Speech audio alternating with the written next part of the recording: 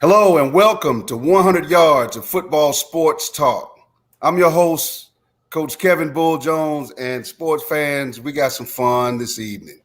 We got some fun. We got a double dose of some great football talk, some true dedication to the game, some tutelage going on, and mentorship. And I just tell you, sports fans, this is dear to my heart because one of the gentlemen on this interview is very dear to me, close to me, and came in coaching under me as my offense coordinator, and he's been able to do great things. And now you get a chance to see some of the work that he's done with a young man who's now made it to the NFL. So if you like the show, please share 100 Yards of Football Sports Talk. My man for the evening, both my gentlemen, Corey Russ, CEO of Flight Squad. Yeah, Flight Squad, man. We it's been a process, and I'm excited about where we're going with it. Obviously, we got the big dog sitting with us as well, Niko. He's been he's been down since day one, so we're excited about where it's headed now. So this is an exciting time going into almost to the fall. It's almost football time again, so we're about ready to get cranked up and go from there. So like I said, I'm really excited. Appreciate you having me on, Coach. Like I said, you've been my mentor in the coaching world and the impact you've had on my career as I've gotten into coaching, and how I've been able to kind of just grow is directly from coming from under your tree. So, I'm forever indebted and forever thankful for you having me on today. Oh, wow. You know, we got a whole show to do. You're not getting me. I'm not shaking up today. But thank you. But my next guest, third round pick, Houston Texans, Nico Collins, from University of Michigan, big-time wide receiver. He rolled the dice on himself, folks, and he sat out the 2020 season. And just amazing how good God is. He still ended up in the top 3 rounds in the draft, this past draft. Niko, how's it going? Man, everything's going good, man. I can't complain. Thanks for having me, man. I'm just excited, man, enjoying this process in the off-season, grounding with Corey, man, just down here in Atlanta, man, just getting the work in, man, just getting ready for the season.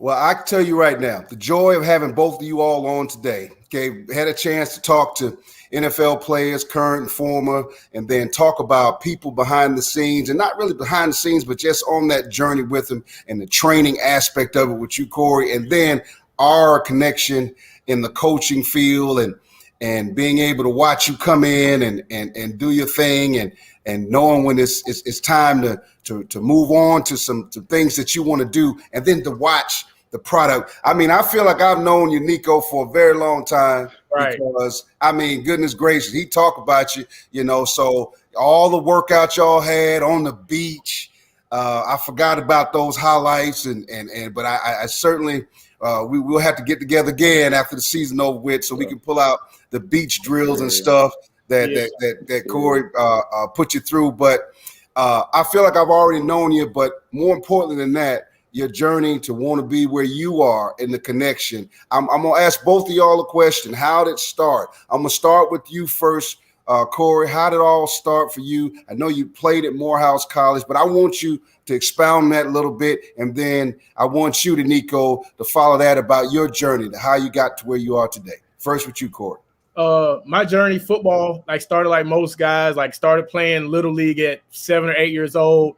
And, it really came down how I got into football was like my older brother played and super competitive. So whatever my brother did, I wanted to be 10 times better. So that kind of pushed me all the way to when we got, through high school. Then when I got to college, as you said, I played at Morehouse for 4 years and got my degree there in marketing.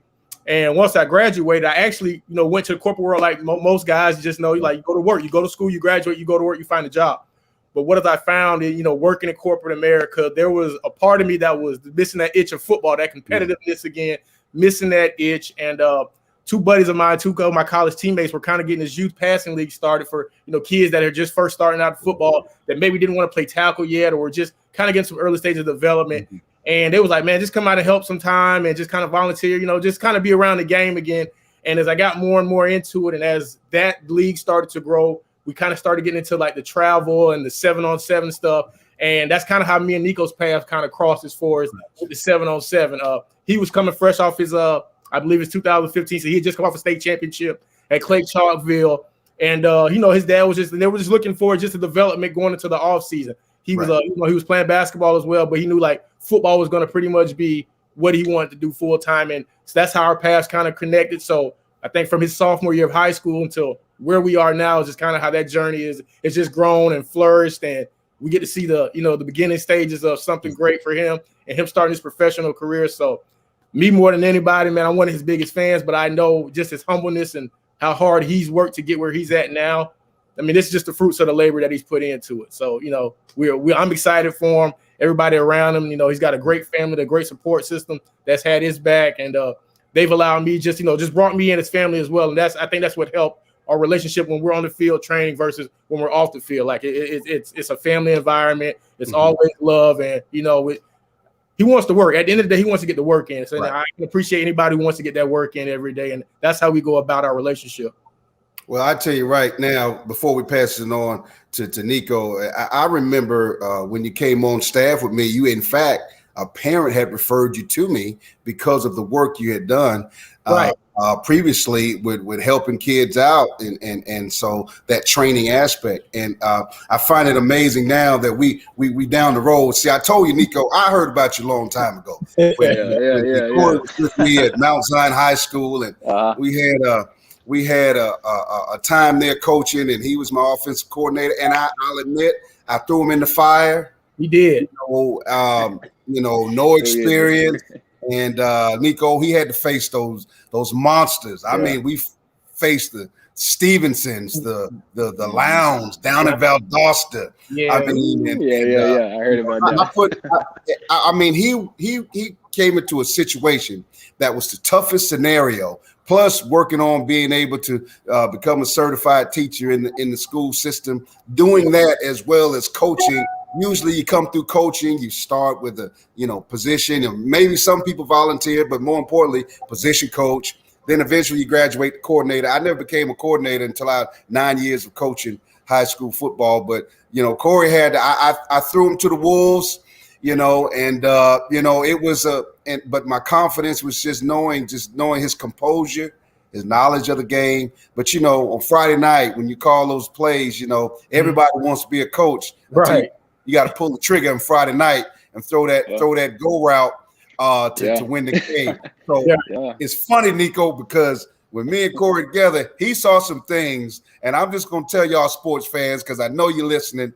And I know we got a lot of followers coming out of Alabama. So I'm just telling y'all, we faced some teams. We didn't get to play your team, Niko, but we faced some teams where I'm sure those were kids that you end up playing with when you got to the collegiate level. And as well as some of those kids, when you talk about Stevenson and Tucker and schools like that, even Lovejoy, you got a chance. You facing kids that you're going to play on the NFL level. And we were munchkins out there, but I gave Corey the keys to drive the car on offense while I ran the defense.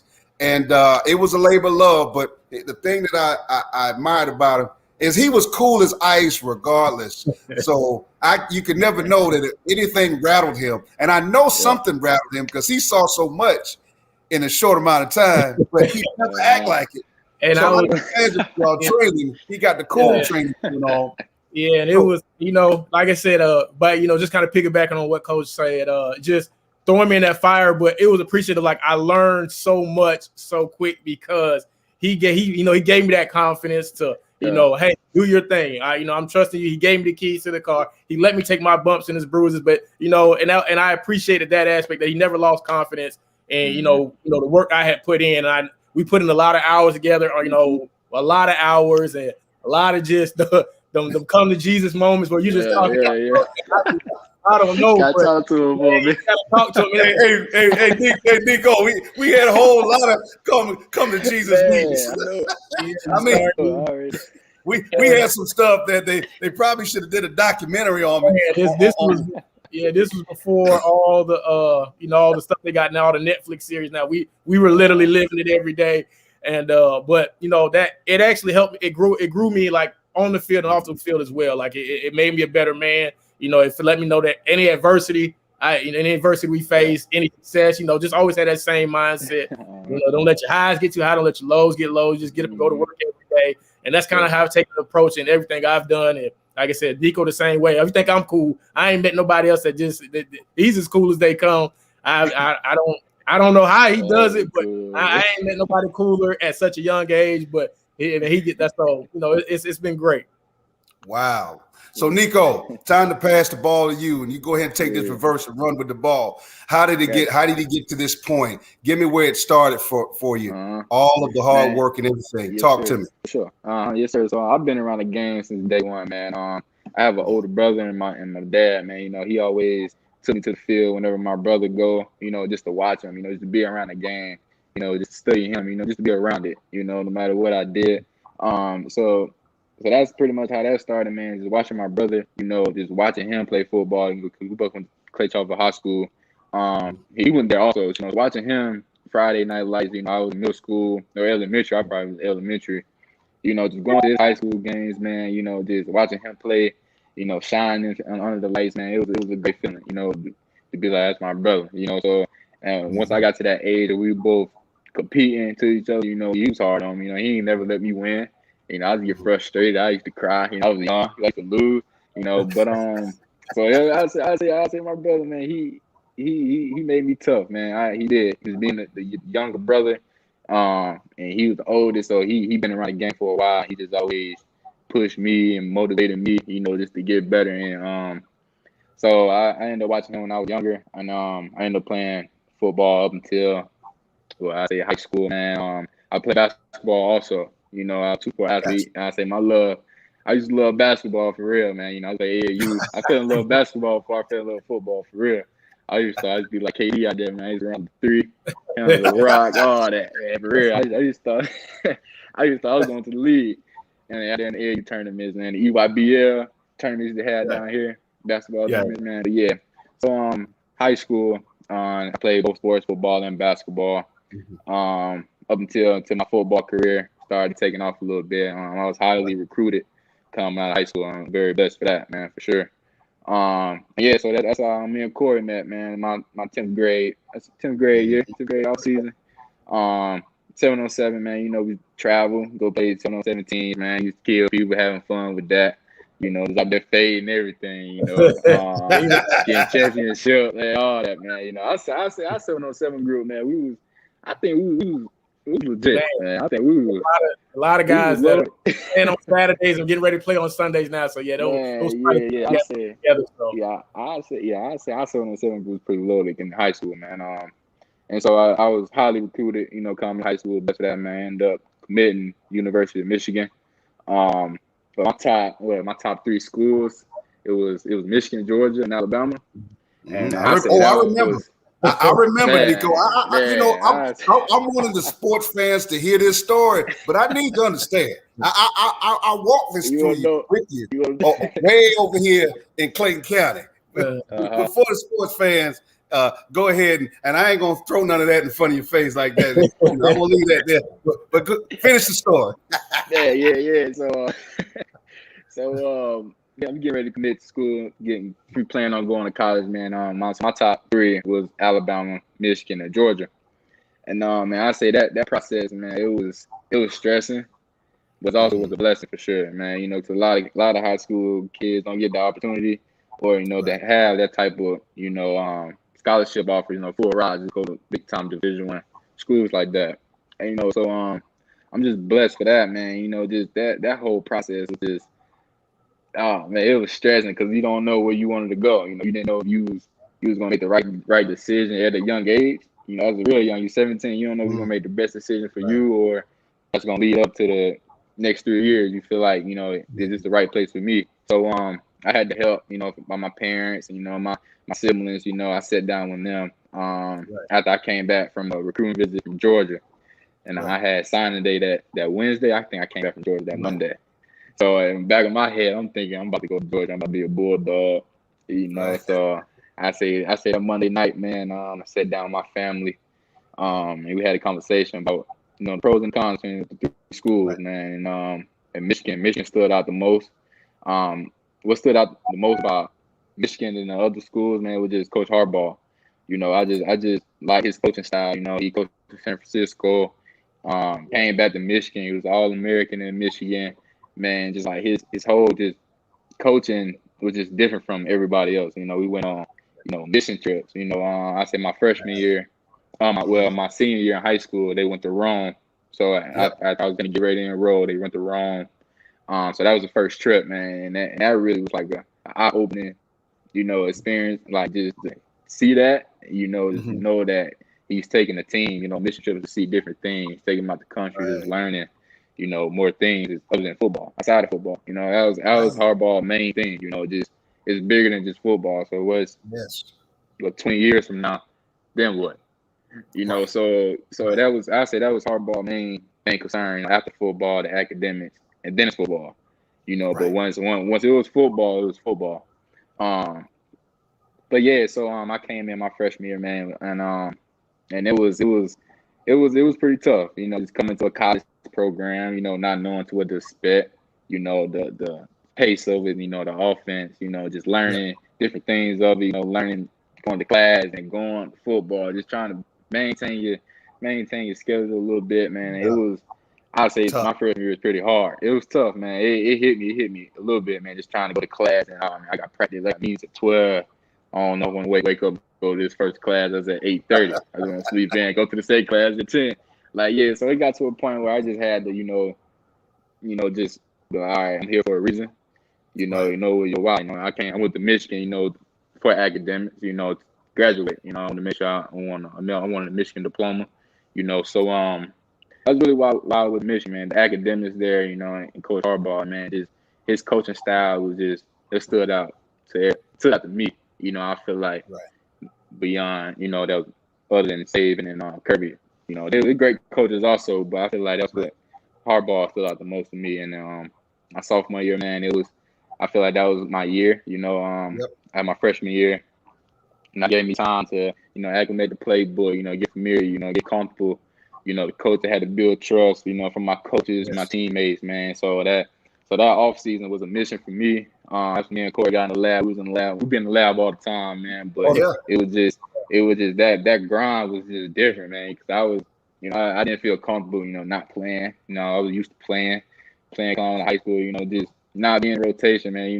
That kind of just did something to me a little bit. So I just felt like that grind off season was just, was gonna be real. So me and Corey, we getting in constantly, in Atlanta, or he'd come down to Alabama, whatever works. Y'all on the beach running. Man, it don't matter, man. If you find a piece of turf, if we get some work. I always need a little grass. I can find some work. Man. We're just trying to find a little work to get better. And my sophomore year, it turned out pretty well for me. That's I had a great career. Great season my sophomore year, and then junior year, same thing. All season, steady grind, working on things I need to improve on from my sophomore year. And but my sophomore off season, I was playing with, I had 4 hernias I didn't know about. So I was just having growing pains and just thinking, I need to stretch more, not knowing I had bilateral sports hernia. So my off season, my sophomore year, man, I had to go on the surgery, get that repaired, get stitched up, get ready for my junior year. And so I came in my junior year, man. I went in overweight. I wasn't feeling good. I wasn't feeling comfortable, nothing like that, man. So and then I played my junior season. I say weighing like 230. I was overweight. I wasn't comfortable at all. My sophomore year, I was playing around 217, 220. So I say that surgery, man, really messed me up because I wasn't able to run until like a couple months. So I say my first time running was camp. When everybody getting ready for camp, that was my first time really getting back with the team, trying to get in shape, and I was overweight. So I really didn't have that much time to work on my game. I missed spring ball. I missed I say probably a couple days of camp. I went in there.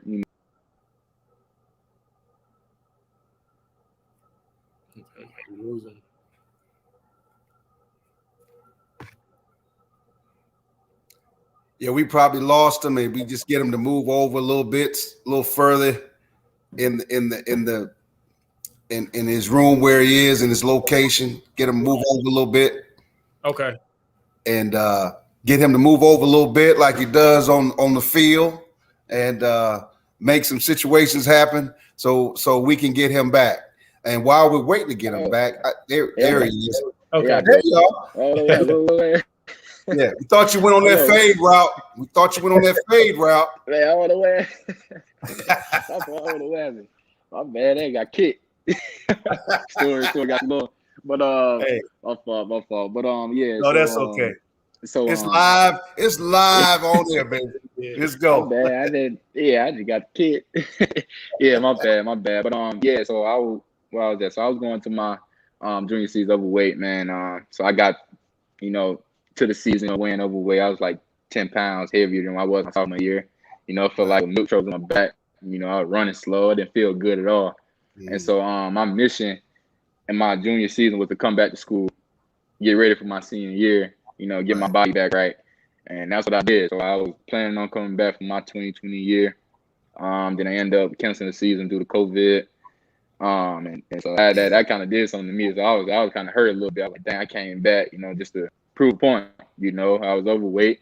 I just felt like I had a lot more to prove to everybody. Even to myself first. I felt like I had to prove it to myself first, and then prove to everybody else. But once it comes to the season, man, that really did something to me. It hurt.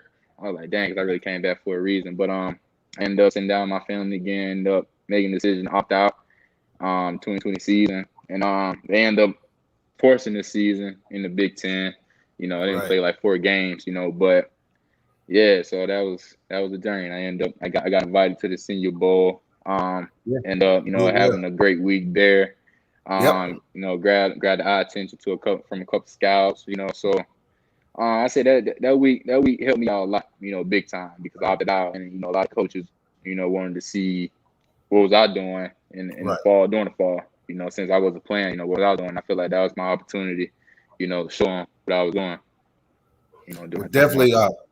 I was talking to Corey told me, like I said, I walked this journey with you vicariously through Corey, and just watching when the decision was made and he was going to sit out, and I saw the look on his face, and but when you pray about things, and I'm and that's something he mentioned, your family, y'all talked about it, and from the outside looking in, I see a young man that said, after thinking about this thing for a while, see, you knew what was really going on with you and your body to prepare yourself for your senior year.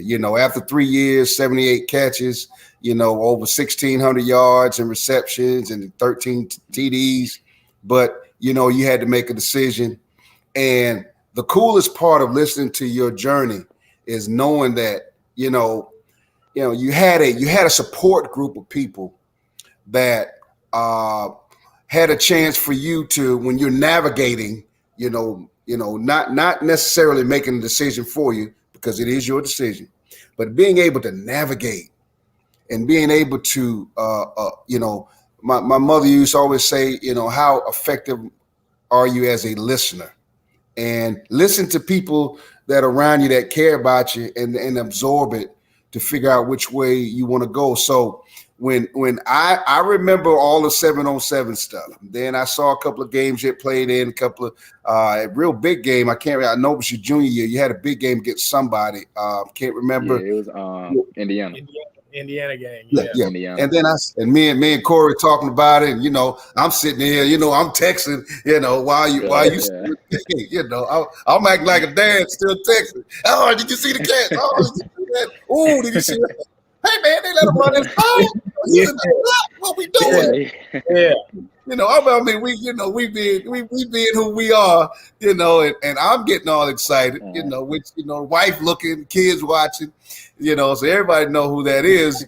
And then, when you make the decision of what you have to do, it's like, okay, boom, let's go. And all those times, I remember the times Corey would have to leave us during the weekend sometime, not necessarily during the football season, but after the season, just a little parts of the training. And it's magnificent to have somebody with you, so that I truly believe that you have the proper spirit of people around you. This is what I'm really trying to say.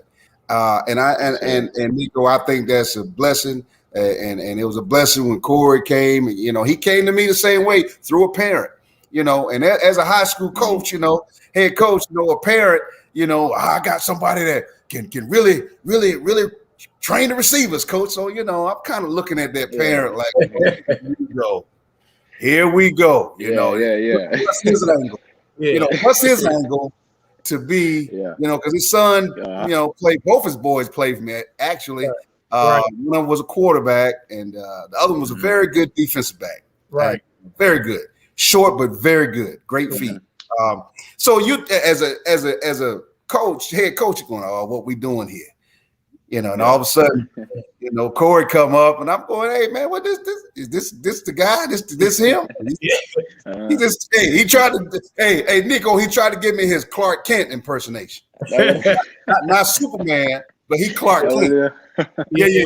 I got the Superman later, but I got the Clark Kent right there. Yeah, I did that on purpose. I felt the sense that he was like, man, who is this guy coming off the street? Somebody about to come.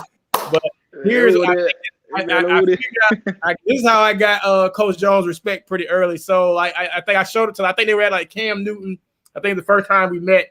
Then like that following Monday, they had like morning workouts. So I introduced myself. And I don't think he thought I was going to show up at, that workouts that Monday. But, I showed up. I think they had 7 or 8 o'clock workouts. Yeah. I didn't have to be there. He hadn't hired me yet, but I wanted him to show that I was serious about getting into coaching. And I think from that point on, he knew I was serious about it. And, I showed up. I didn't miss a workout. And from that point on, I said, we just built our relationship from there. So, yeah, I knew he was side-eyeing me a little bit. Like,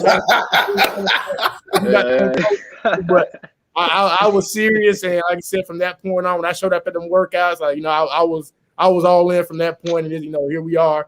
All these years later, still. Yeah, because Nico, he's a bachelor. I'm going, we in an ATL. He's not gonna get up at that early in the morning for any workouts. I mean, he doesn't have a bunch of kids, and he's a bachelor. He's a bachelor. I mean, so I'm going to myself. I'm see what he made up. But when he came in there, but I'm gonna tell you what he got me then, Nico, is one time at practice, he was trying to teach the kids how to run a route. And the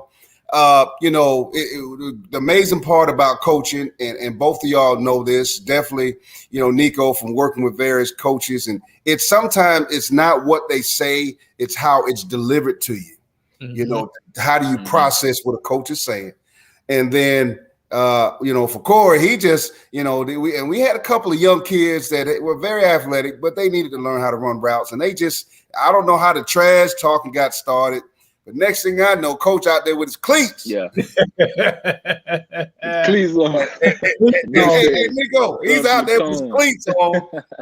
And now I'm going to tell you what he didn't do. What he didn't do is tell him how fast he was. I think they asked him his 40 time, whatever. I don't think he really gave them the answer. I think what happened was he went out there and ran a couple of routes. And then all of a sudden they, I'm going, I had to show him, man. I wasn't just talking to be talking, man. Like everything I was telling, like I had done some of that in my earlier life. So sometimes you got to remind people. Yeah. You got to remind them, like, still got a little bit. Sometimes. Yeah, you got to lace up the cleats and just show how you deliver it, man. It's all about the delivery. So, that was like, telling them is one thing, but you got there and show them, you go over a little bit better. So, like I said, that was all about, it was part of the process. And that was a learning experience for me that, everybody don't receive information the same way. Right. And you can't coach the same way. You can't train the same way. Everybody's different. So, sometimes you just got to go in your bag. And that's why me and Nico always have these things. Like, we like, man, we ready to get in the lab. I was like, man, just like you working, I'm coming up with stuff too. Like, man, I'm always trying to get better as a trainer and as a coach. And, sometimes he look at me like, man, how'd you come up with this? So I said, I've been in the lab too, man. So I'm trying to get better every day, man. So he's like, man, like I said, he won't say much. So sometimes like I say, yeah, I got him on that one. Like, yeah, that drill got him. So, but, it's good. He's like, yeah, I felt that one. I'm like, we gonna get after it. But it's he always wants more, man. He keeps coming back, and that's why he keeps getting better. And this is why he's at where he's at right now, man. And I'm so excited for Nico. He's getting ready to head back to Houston for training camp. Right. He's been grinding this week. He's got some of his teammates in town, so that's been great. And just building that relationship, building that trust with his guys, and getting that process and seeing him now from 15, 16 years old now to Now he's a professional athlete, man. He doesn't understand excited. I tell him all the time, but man, I'm proud of him because he's done the work. He just put his head down and just went to work, and so now he's receiving those blessings because of what he's for what the work he's put in for it. So, and that won't change. I don't see that ever changing for him. Right. He's too humble. He comes from the background is too humble to good people around him. So the head ain't gonna never get too big on him. I'm comfortable with that. He's had a lot of success, and I know there's more on the way. So, like I said, we're really excited. Everybody around is excited for him. I'm gonna be his number one fan. So, well, listen, you a fan. I got to be a fan because listen, at the end of the day, Nico, like I said, I was that uncle. I was that uncle. You know how when everybody, I knew him back when he did this, that, and the other. Hey, listen, I remember those tournaments and the brutal parts of it. But Nico, talk about it for a minute. How after you finished up in Michigan, waiting on draft day, how you felt about how things were going, and this is for the sports fans. And really, Nico, I want you here because I know me and Corey talk so much, but I want you to share for you the inside part for you, for young people that are listening and watching this show. So their aspirations, and some of them will maybe get a chance, but just the process of handling everything after the Senior Bowl, the All-Star game, and then you getting with the age, and now you got to get ready for the draft and then draft day. Can you share that with the viewers right now on how that went? Yeah. Yes, sir. So for me, so after the Senior Bowl, that's when I was Exos training before that, so I opted out. I went to Exos down in Pensacola, Florida.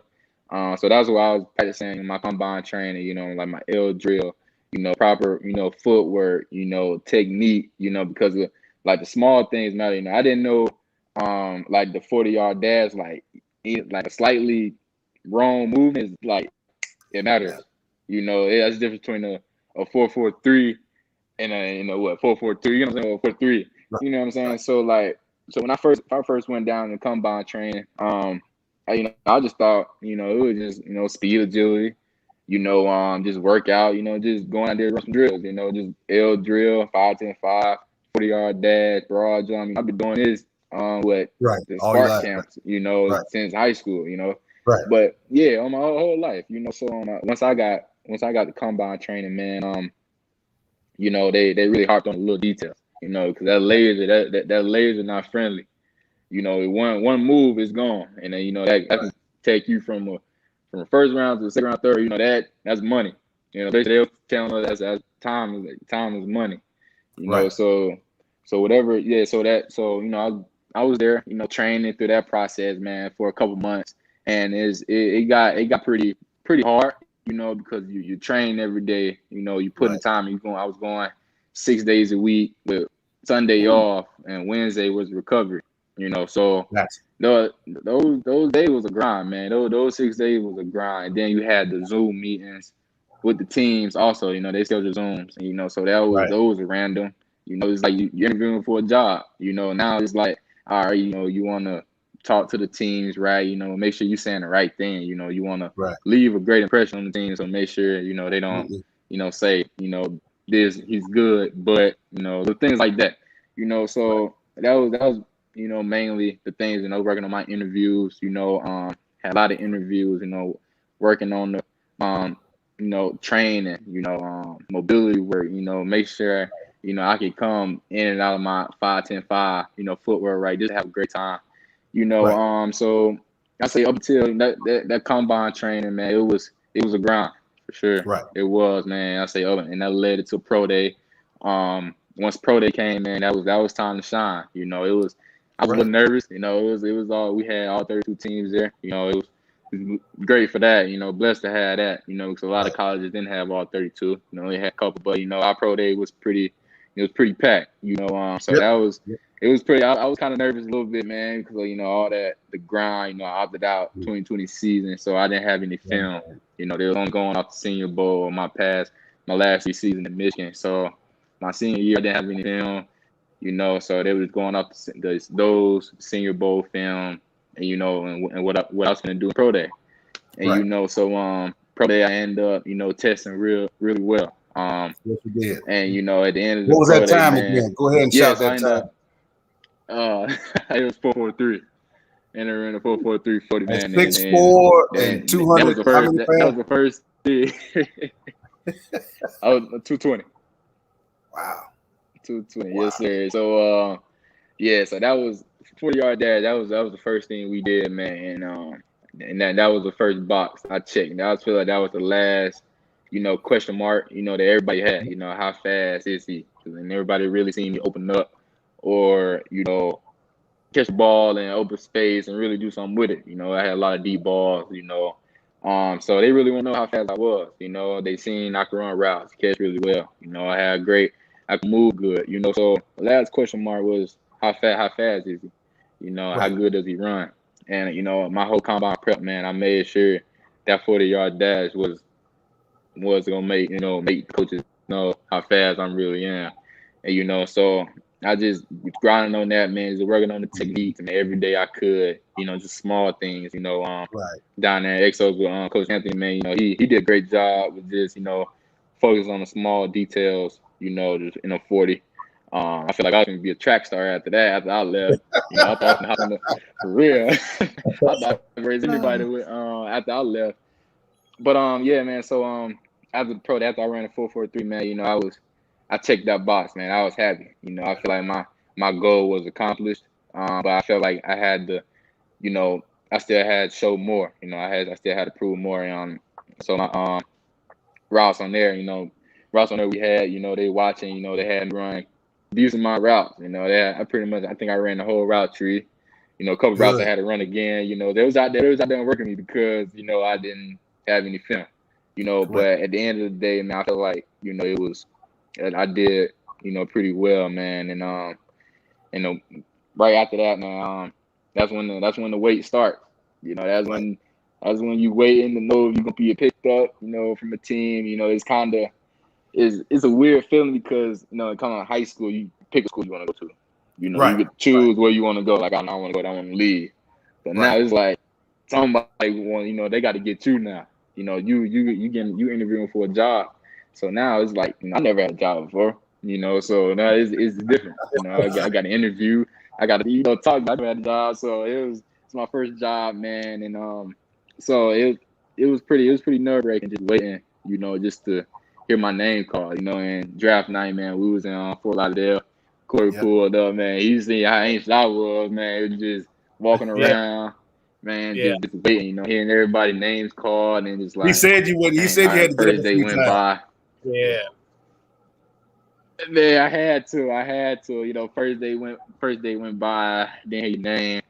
Then like, all right, it's good. We good. We good. Day 2 went by.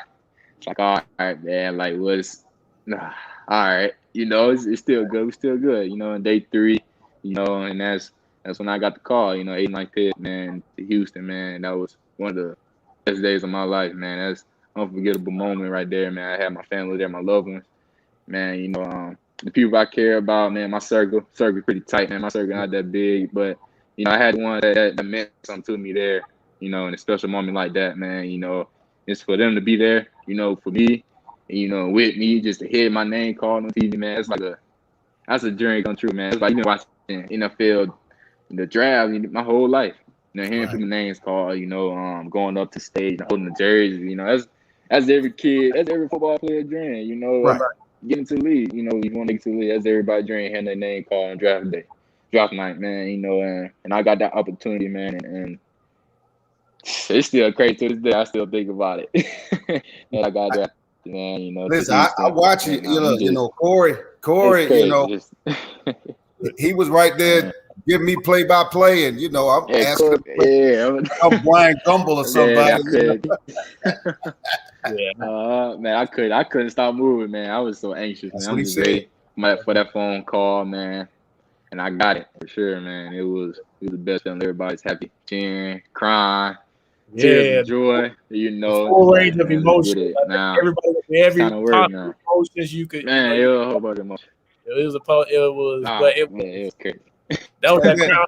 Yeah, that was that moment though. It was worth it. Sure. It was worth every bit of it. So I was blessed and thankful I got to be out there and share it with him and share it with his family. Like he said, it was, this is what he had worked for. This is all, this is all the years, the grind that he put in, and, staying humble, staying faithful, trusting the process of what he's been doing all along. And like I said, he's been rewarded for it. And now, now he gets to show the entire world, who Nico Collins is and what he's going to do.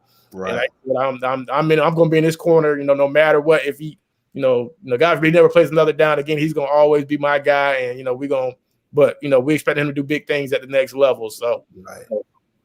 Well, Nico, I can tell you right now, Nico, I from the coaching standpoint, when you listen to coaches talk about you in the league now where you are with the Houston Texans, there's some buzzwords that, there's what we call coach speak, coach talk, where coaches give the same lines and it's kind of like a script.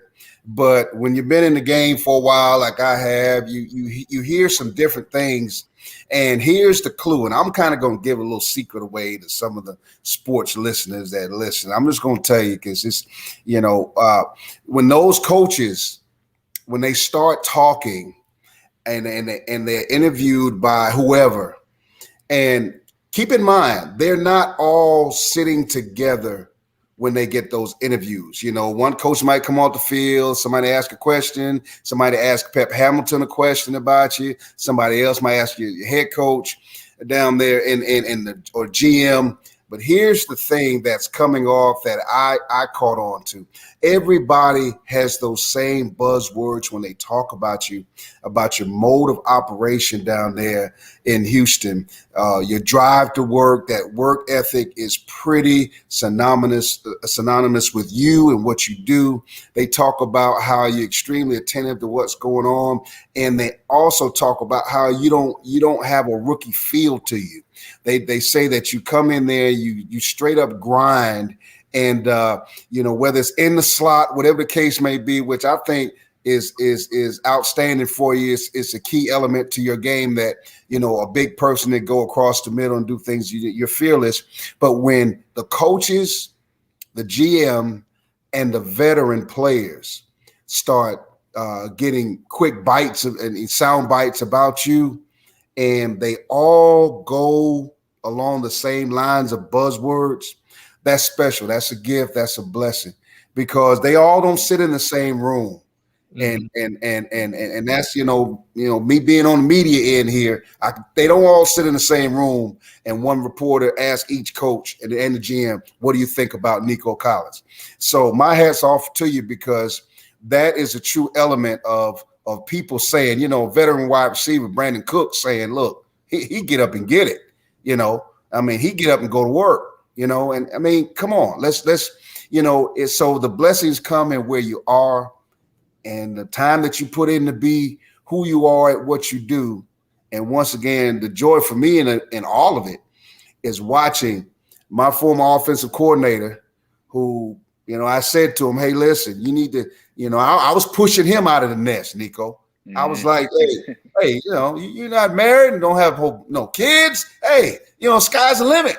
Go chase some things. Chase some things that you want.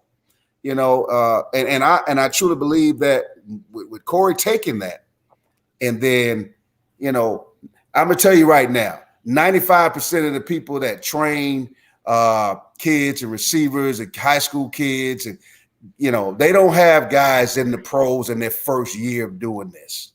It just doesn't happen.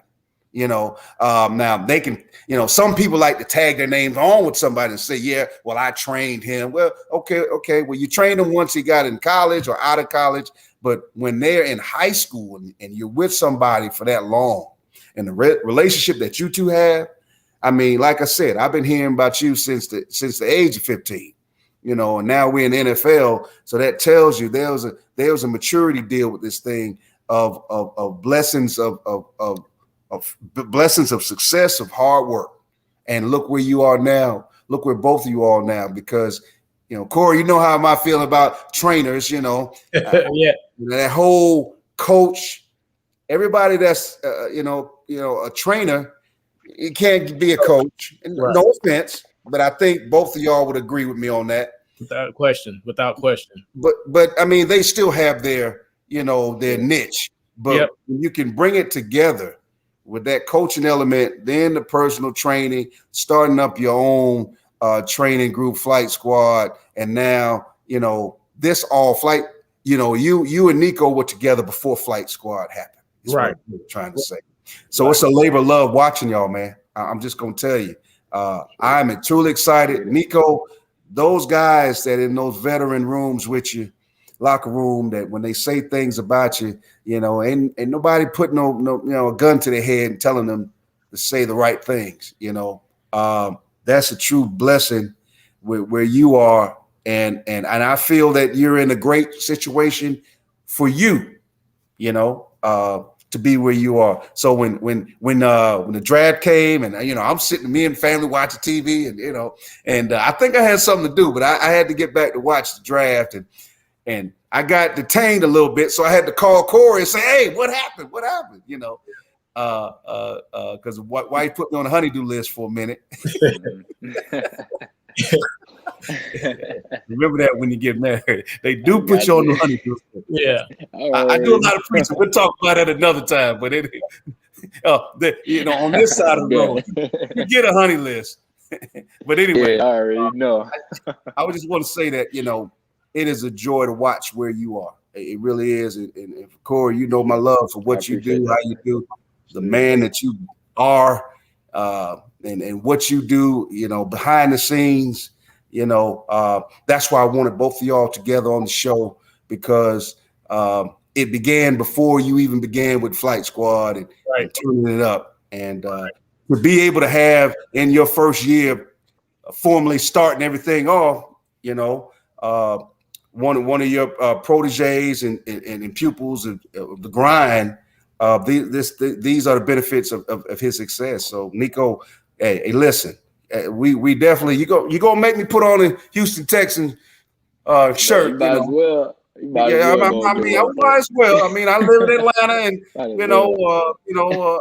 I'm still a avid Falcon fan because I am here, grew up here. However, I do believe in enjoying the success of individual athletes and what they do because of their journey, and that's my platform, and that's why I wanted you guys to come on today. So I want to ask you what's next on the road for you guys. Briefly, real quickly, tell me where you at, what you got, Nico, and then Corey, tell me what you got coming up soon.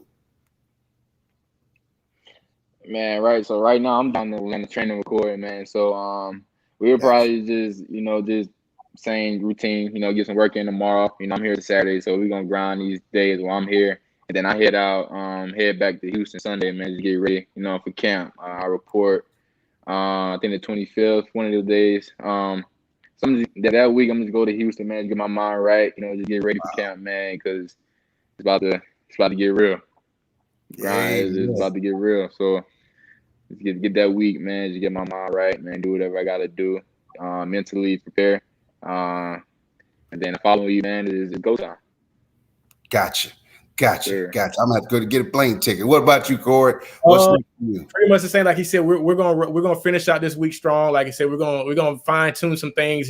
He's in pretty good shape, so we don't want to kill the legs, but we're gonna fine tune some little stuff, just some technique stuff, and just the minor details and just the mental aspect. Like I said, getting into the mental aspect of what this new journey is about to head on. And then for myself, as you know, as much as I do, I also, we really didn't talk about it, but I coach at Morehouse College as well. So, I'm getting ready for that season as well. So, I'm about to crank up doing that.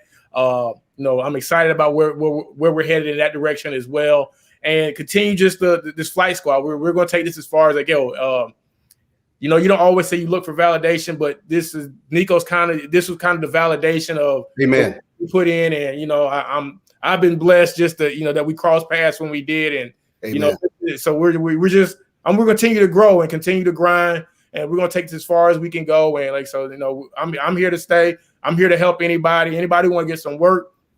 That's what I'm about. People can talk about anything, but until you get out there and put your feet on that soil and get down to it, it's just talk. So we're about the action at the end of the day, and we're gonna continue to grow this. And like I say, he's getting ready to head back to Houston. I'm about to get ready to crank up for our season. And then we know just this is success of just the hard work that we just continue to put forward. Amen. Amen. Hats off once again to Mega Camp that just finished this past weekend, and Coach Freeman, a fantastic coach, Ahmad Tinker, great compilation of men getting together, putting things together. All HBCU coaches there. Coach Shennis Berry, good to see you. Norfolk State. Redan High School alum. It's just one of those things. And all the coaches that came through, all the coaches, and all the kids that came from all across the country. It was beautiful to see 4 sessions of kids that were just open to take the coach and were excited about competing, and it was good for us coaches that that lost the COVID year, that we missed our 2020 season as well. So we were so getting to get back and just fellowship with in that coaching circle and that coach fraternity was good to get back and see guys again and be able to just talk ball and just happy to see how everybody's families were doing, and then again just watching guys these kids run around and try and get their education paid for. So, there's going to be another Nico Collins in that group, or that's what you hope for, and get their education paid for, and then they're going to be successful. Everything we do. So, like I said, we're excited about going forward. As far as Morehouse, as far as the Houston Texans, as far as North Atlanta, success is on the way. So, it's just a matter. It's already been written. So now it's going to get it done. So. Yes, sir. I believe you. Well, fellas, thank you. Both of y'all, thank you. Nico, we had to wait till your schedule freed up a little bit. Glad you able to give us some time. This ain't gonna be the last time you and I talk. Of course, we're gonna have to, like I said, unless you're playing the Falcons, I will wear. I'll have to get me a Collins jersey. Make sure it fit properly. Yes, sir. At the end of the day, we are happy for you. We're happy for your story of success. We're happy for you, Corey, and you know how I feel about you. Just to be able to walk by faith and make that change, and be a good steward over someone else's blessing. When you was coaching on my staff, I never forget Vincent Brown, who's now defensive coordinator at William and Mary. I never forget he said that to me when he was at Meadow Creek High School. Then the next year he's at Dallas Cowboys with Bill Parcells, and then he's at University of Virginia. All of that happened so fast, and I asked him, how did that happen? And he said, I was a good steward over someone else's blessing. So sports fans, listeners, parents, everybody watching, just remember, this is an example. These 2 men here, just being a good steward over somebody else's blessing. So thank you guys for coming on the show. Nico, Corey, we'll be rapping again real soon. Yes, sir. Season cranks up. So thank you so much for giving us your time. And sports fans, if you enjoyed the show, please make sure you share. Thank you for joining and watching 100 Yards of Football Sports.